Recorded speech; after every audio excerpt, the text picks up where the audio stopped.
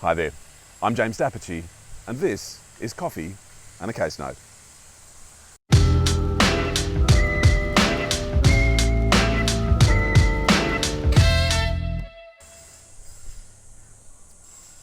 Team, today we're going to talk about a quarry.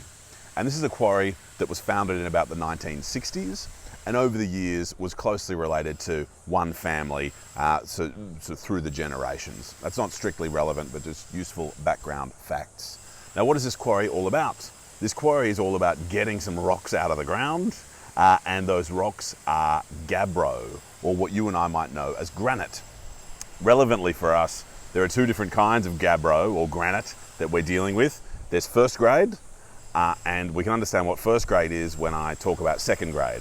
So first grade is the granite that you and I might have seen on sort of bench tops and exciting renovation shows and that sort of thing, that has very few impurities, that's essentially one sort of single colour.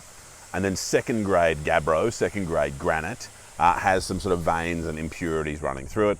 And as you might imagine, the market for first grade granite is willing to pay more money and is more excited about buying granite than second grade granite. Today, relevantly for us, we're talking about a partnership that was a partnership between two companies and that operated the quarry between the years of 1996 and 2003. And what we've got, as we do in a vast majority of litigation, is we've got some plaintiffs and we've got some defendants.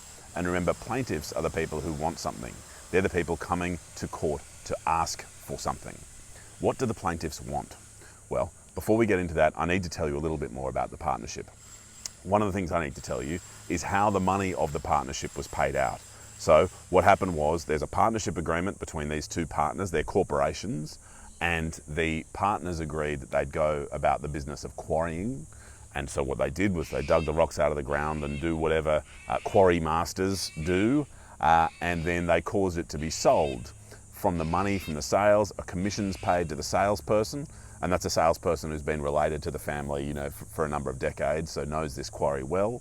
And that salesperson actually divvies up much of the money, and that money's divvied as profits to the partners. It's divvied as, wages and for things like expenses of running the quarry. It's divvied to pay the lease for the people that own the quarry. It's divvied to pay mining royalties. And it's also divvied off to Defendant 1 for payments that Defendant 1 himself cannot even fully explain. So there are these payments made off to Defendant 1. And the plaintiffs say we're objecting to a number of things. One of the things we're objecting to is those payments to Defendant 1. We say we want them back. That is money had and received by Defendant 1 that we want back. What the plaintiffs also say is that we want an order from the court dissolving the partnership, causing the whole thing to come to an end, and we want an order for the taking of partnership accounts. And the taking of partnership accounts is exactly what it sounds like. An order saying we want the court to say someone needs to go through all this stuff and figure out how much money's in the partnership and what the assets are, and to divvy that up and send it out to the partners in their appropriate proportions. So what happens?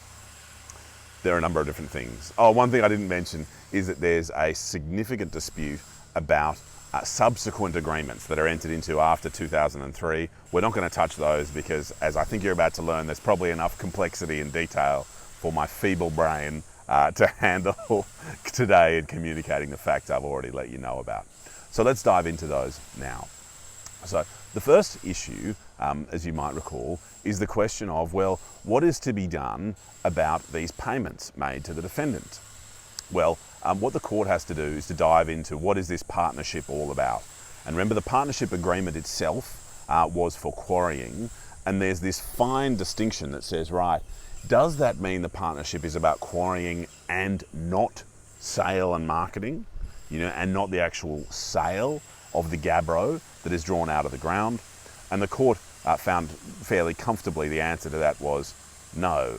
That was not the position. The position was that the partnership included the sale of the gabbro, and what that means is that the proceeds of sale of the gabbro were assets of the partnership, and so some of these partnership assets were paid off to the first defendant in the way that upset the plaintiffs. Now, what was interesting and possibly frustrating for the plaintiffs was that the plaintiffs had said that is money had and received by the defendant and so should be repaid. They did not suggest there was a constructive trust, which is to say that the defendant held money on trust for others pursuant to Barnes and Addy and that sort of thing. They also did not sue the partner for a breach of the partner's fiduciary duties in causing the money to be paid to defendant one. They had this claim of money had and received.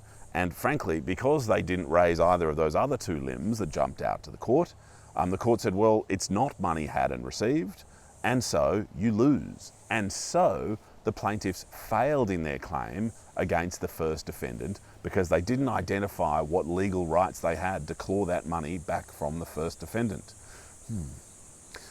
Another issue, remember the dissolution of the partnership? Now, we've spoken about partnership law in the past, and it's actually quite easy to dissolve a partnership. There are a large number of ways to do it, and a number of them are pretty easy indeed. And as the litigation progressed, the parties agreed that in fact the partnership did come to an end in 2003.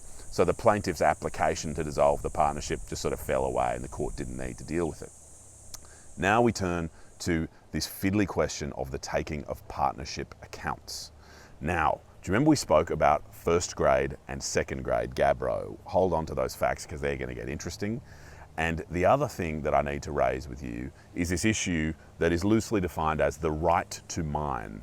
Right? Remember, what's the partnership doing? Digging down to the ground, getting some rocks, cutting them up, selling them. Now, in order to do that, you have to get the permission of the people who own the land.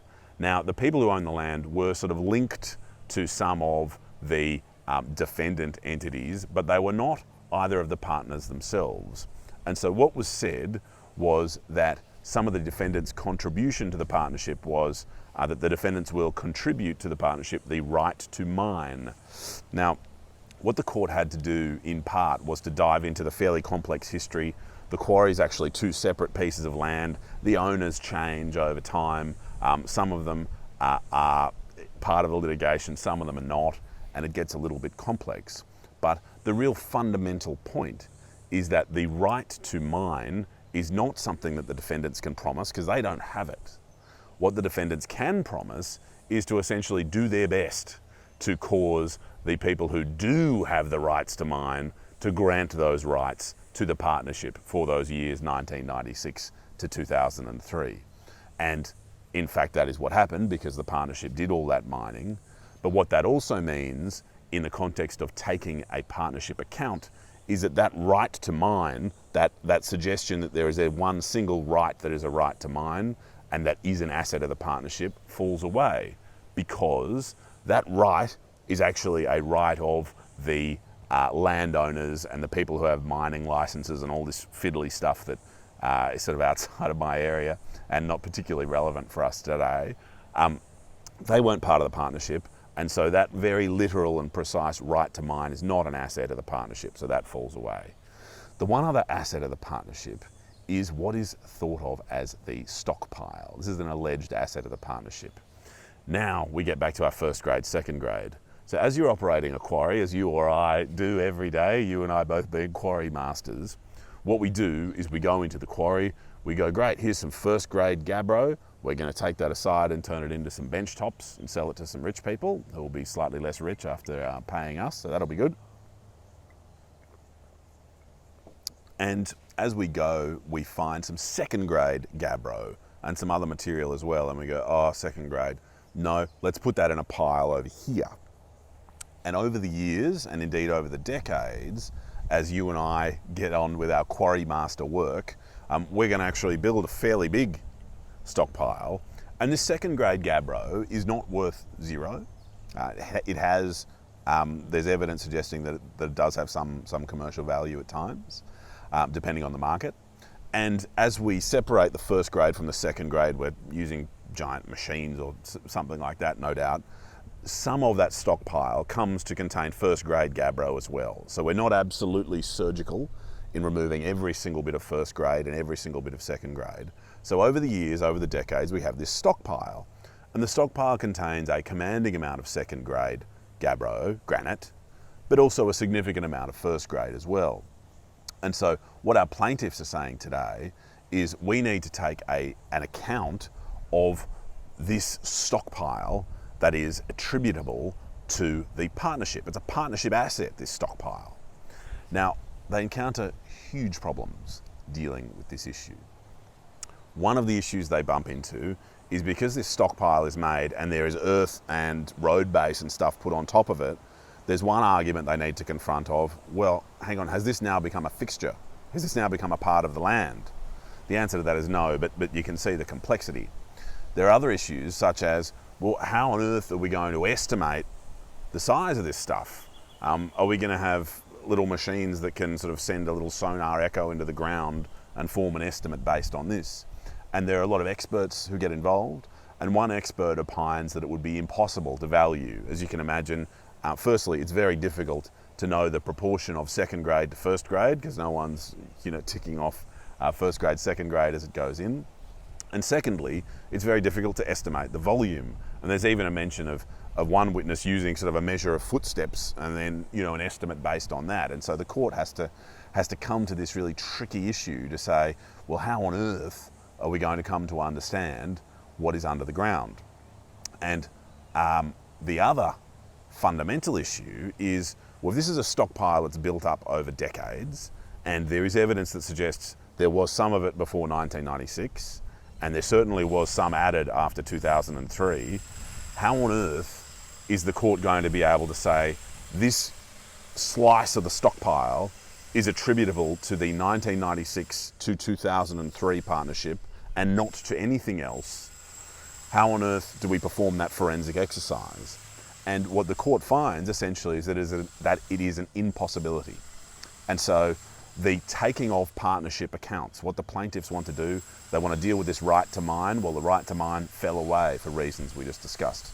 They want to deal with the stockpile being an asset of the partnership. Well, it fell away because of the impossibility, firstly, of knowing the volume of all this stuff under the ground. Secondly, of knowing what proportion is going to be first grade, second grade. Thirdly, presumably quantification. How are we going to get numbers on that when the market fluctuates? And fourthly, how do we sever out the 1996 to 2003 part of that stockpile in order to make sure it is part of the partnership assets?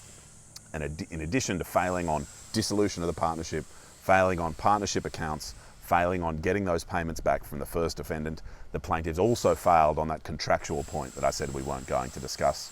So the plaintiffs failed entirely, the proceedings were dismissed, and I hope that discussion over an increasingly watery cold drip coffee, that's not a very attractive colour, is it, was of value to you, and I'll look forward to speaking again soon over another coffee and in respect of another case note. Cheers. Too watery.